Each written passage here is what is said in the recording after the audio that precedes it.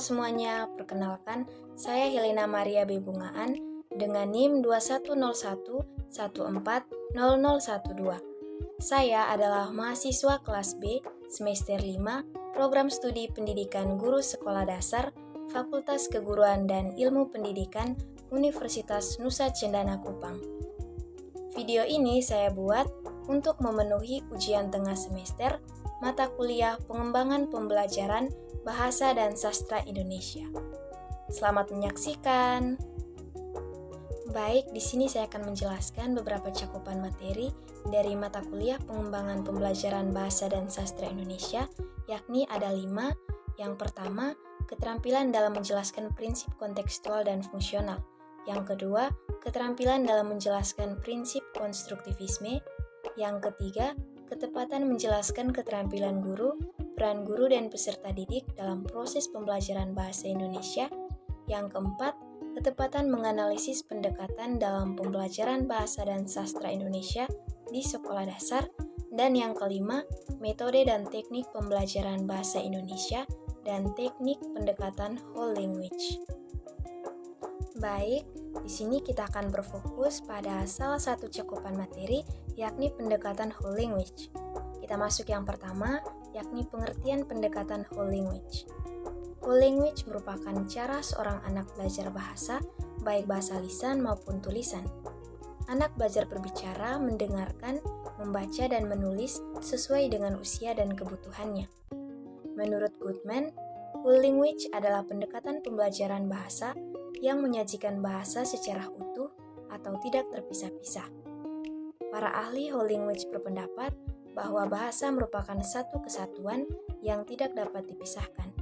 Oleh sebab itu, pembelajaran keterampilan bahasa disajikan secara utuh, bermakna, dan dalam situasi yang nyata atau otentik.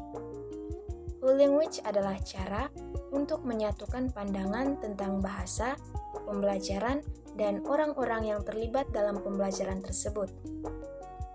Nah, orang-orang yang terlibat dalam pembelajaran tersebut adalah siswa dan juga guru. Whole language dinyatakan sebagai sebuah perangkat wawasan yang mengarahkan kerangka pikir praktisi dalam menentukan bahasa sebagai materi pelajaran, isi pelajaran, dan proses pembelajaran.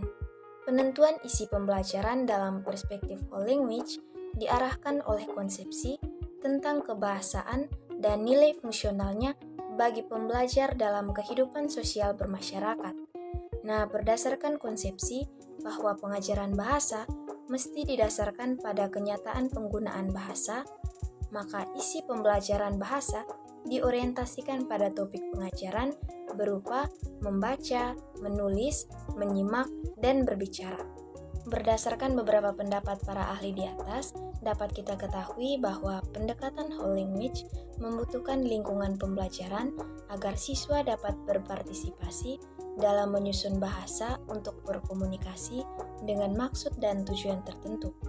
Dalam pendekatan ini, siswa diharapkan mampu mengembangkan kemampuan mendengar, berbicara, membaca, dan juga menulis dengan cara alami. Yang kedua, kita akan masuk pada komponen-komponen dalam pendekatan whole language. Nah, ada 8 komponen dalam pendekatan whole language, yakni yang pertama, reading aloud, yang kedua, sustained silent reading, yang ketiga, share reading, yang keempat, journal writing, yang kelima, guide reading, yang keenam, guide writing, yang ketujuh, independent reading, dan yang kedelapan, independent writing. Dalam menerapkan setiap komponen whole language di kelas, harus pula melibatkan semua keterampilan dan unsur bahasa dalam kegiatan pembelajaran, karena whole language adalah pembelajaran bahasa yang disajikan secara utuh dan tidak terpisah-pisah. Nah, kedelapan komponen tersebut dapat diuraikan lagi sebagai berikut. Yang pertama, reading aloud. Reading aloud adalah kegiatan membaca yang dilakukan oleh guru dan juga siswa. Guru dapat menggunakan bacaan yang terdapat dalam buku teks atau buku cerita lainnya dan membacakannya dengan suara keras dan intonasi yang benar sehingga setiap siswa dapat mendengarkan dan menikmati ceritanya. Nah, kegiatan ini sangat bermanfaat terutama jika dilakukan di kelas rendah. Manfaat yang didapat dari reading aloud ini adalah untuk meningkatkan keterampilan menyimak, memperkaya kosakata, membantu meningkatkan membaca pemahaman, dan tidak kalah penting adalah menumbuhkan minat baca pada siswa. Komponen yang kedua yakni Sustained Silent Reading atau SSR. Sustained Silent Reading atau SSR adalah kegiatan membaca dalam hati yang dapat dilakukan oleh siswa.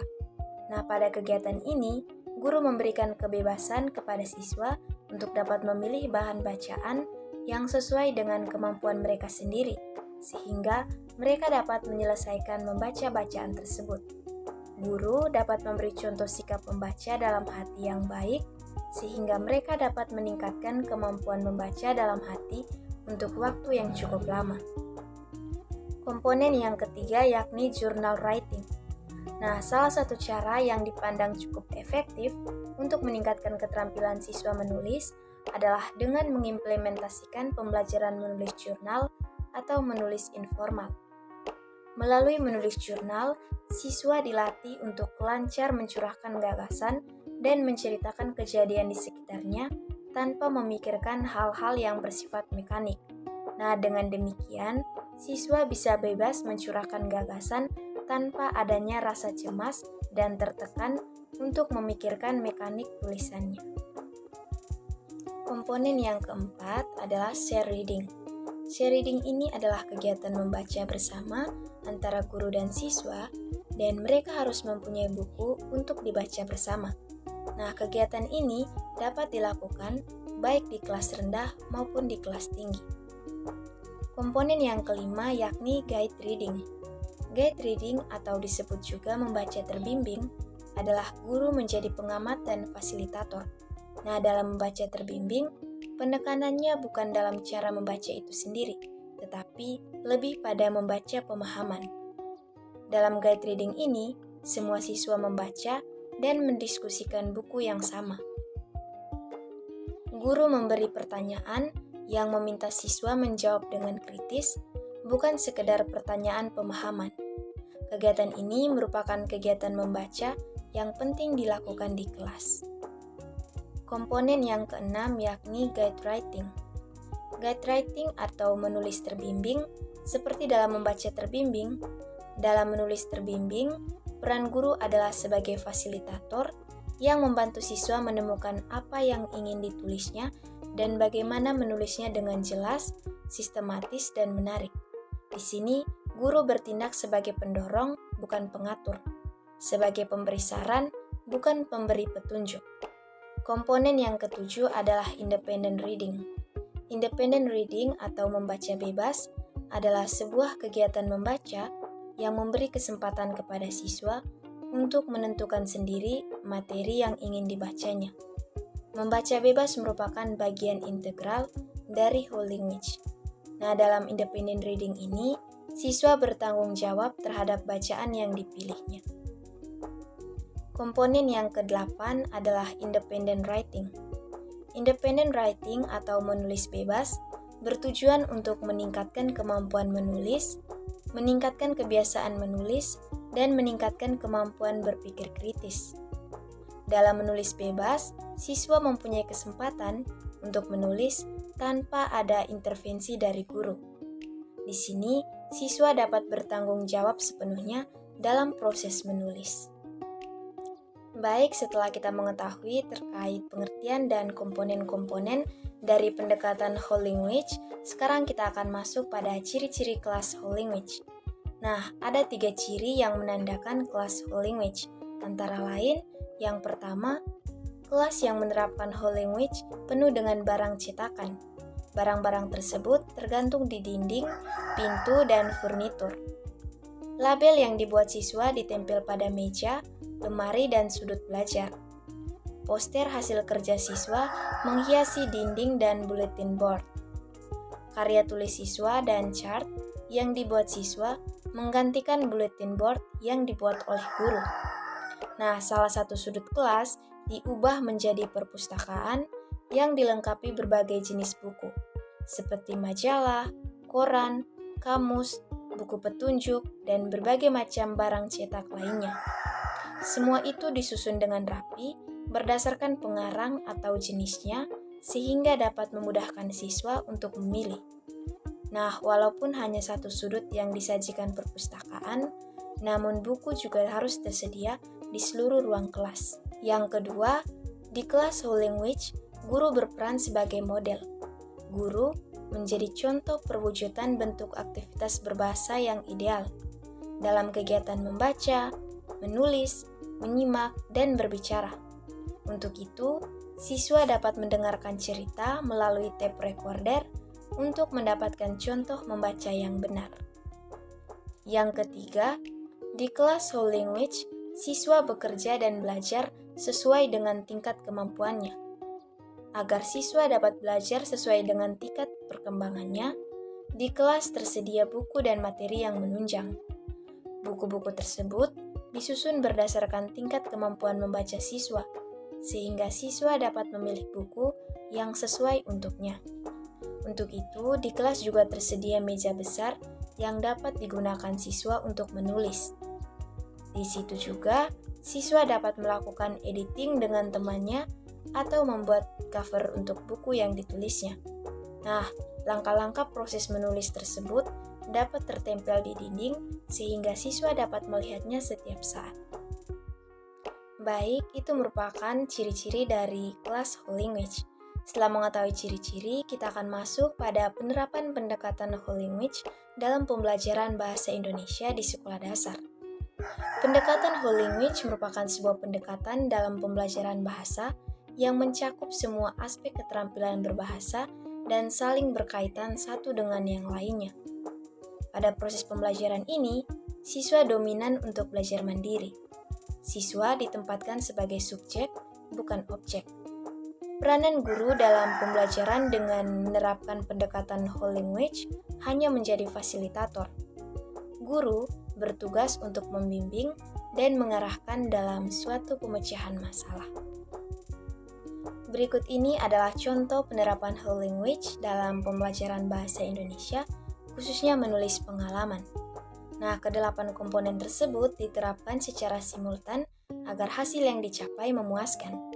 Secara rinci, gambaran pembelajaran menulis pengalaman dengan pendekatan whole language dapat dibagi menjadi 3 bagian, yaitu yang pertama bagian persiapan, bagian pelaksanaan, dan bagian penilaian atau evaluasi.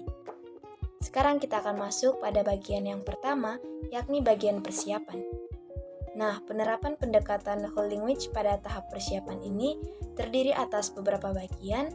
Teman-teman bisa melihatnya pada PowerPoint ini, di mana ada beberapa tahap, yakni yang pertama pembuatan rencana pelaksanaan pembelajaran atau RPP, yang kedua mempersiapkan bahan pelajaran seperti gambar alur menulis pengalaman, yang ketiga mempersiapkan media pembelajaran yang digunakan, yang keempat mempersiapkan berbagai jenis buku, dan yang kelima guru juga mempersiapkan lembar evaluasi untuk menilai hasil dan proses menulis pengalaman siswa dalam mengikuti proses belajar mengajar.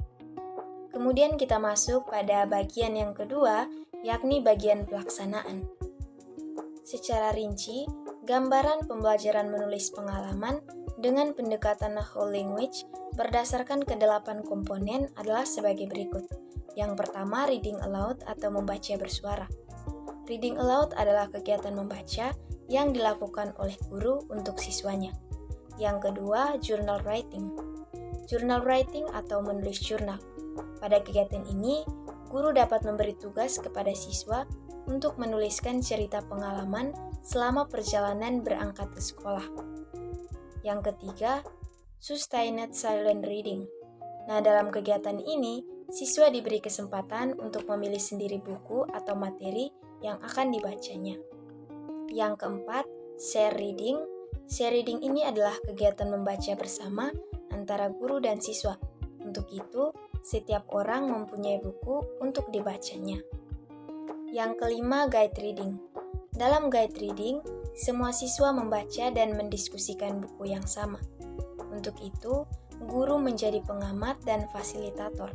serta guru memberikan pertanyaan dan meminta siswa untuk menjawab dengan kritis. Yang keenam, guide writing. Guide writing atau menulis terbimbing. Nah, seperti dalam membaca terbimbing, dalam menulis terbimbing, peran guru adalah sebagai fasilitator, yaitu membantu siswa untuk menemukan hal yang ingin ditulisnya dengan jelas, sistematis, dan menarik. Yang ketujuh, independent reading atau membaca bebas. Dalam independent reading ini, siswa bertanggung jawab terhadap bacaan yang dipilihnya. Membaca bebas yang diberikan secara rutin, walaupun hanya 10 menit sehari, dapat meningkatkan kemampuan membaca para siswa. Misalnya, guru membacakan sinopsis atau ringkasan buku yang terdapat pada halaman sampul. Yang kedelapan, independent writing atau menulis bebas. Dalam menulis bebas, siswa mempunyai kesempatan untuk menulis tanpa adanya intervensi dari guru. Untuk itu, siswa dapat bertanggung jawab sepenuhnya dalam proses menulis. Nah, dalam tahap ini, siswa dapat menulis pengalamannya tanpa ada tuntutan dari guru. Sekarang kita akan masuk pada bagian penilaian atau evaluasi. Tahapan yang terakhir dalam proses belajar mengajar yang dilakukan guru yaitu melakukan evaluasi. Penilaian atau evaluasi merupakan tahap akhir dalam proses belajar mengajar.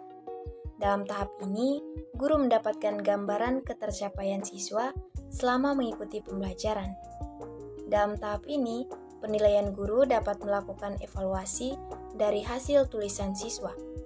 Nah, hal yang dinilai dalam menulis pengalaman yaitu dari segi hasil dan juga dari segi proses. Dari segi hasil misalnya dapat dinilai bahasa, isi, teknik, atau sistematika penulisan. Sementara itu, dari segi proses, guru dapat melihat dari keaktifan siswa selama mengikuti pembelajaran. Sekarang kita akan masuk pada kelemahan dan kelebihan dari pendekatan whole language. Yang pertama, kelebihan pendekatan whole language. Nah, pengajaran keterampilan berbahasa dan komponen bahasa seperti tata bahasa dan kosakata disajikan secara utuh, bermakna, dan dalam situasi nyata atau otentik. Dalam kelas whole language, siswa berperan aktif dalam pembelajaran sehingga guru tidak perlu berdiri lagi di depan kelas untuk menyampaikan materi. Di sini guru hanya sebagai fasilitator. Guru berkeliling kelas, mengamati dan mencatat kegiatan siswa. Dalam hal ini, guru menilai siswa secara informal. Berikutnya, pendekatan whole language secara spesifik mengarah pada pembelajaran bahasa Indonesia. Namun, tidak menutup kemungkinan untuk diterapkan dalam pembelajaran yang lain, misalnya IPA dan IPS. Karena pada dasarnya, setiap mata pelajaran memiliki keterkaitan dan saling melengkapi. Yang kedua, kelemahan dari pendekatan whole language. Di mana sama seperti kelebihan, ada beberapa kelemahan dari pendekatan whole language ini, yakni perubahan menjadi kelas whole language memerlukan waktu yang cukup lama, karena perubahan harus dilakukan dengan hati-hati dan perlahan agar kelas whole language berhasil sesuai dengan apa yang diinginkan. Selanjutnya, dalam penerapan whole language, guru harus memahami terlebih dahulu komponen-komponen whole language agar pembelajaran dapat dilakukan secara maksimal. Nah, itu merupakan kelebihan dan kelemahan dari pendekatan whole language. Demikian video terkait pendekatan whole language. Mohon maaf apabila terdapat kesalahan. Semoga bermanfaat. Terima kasih.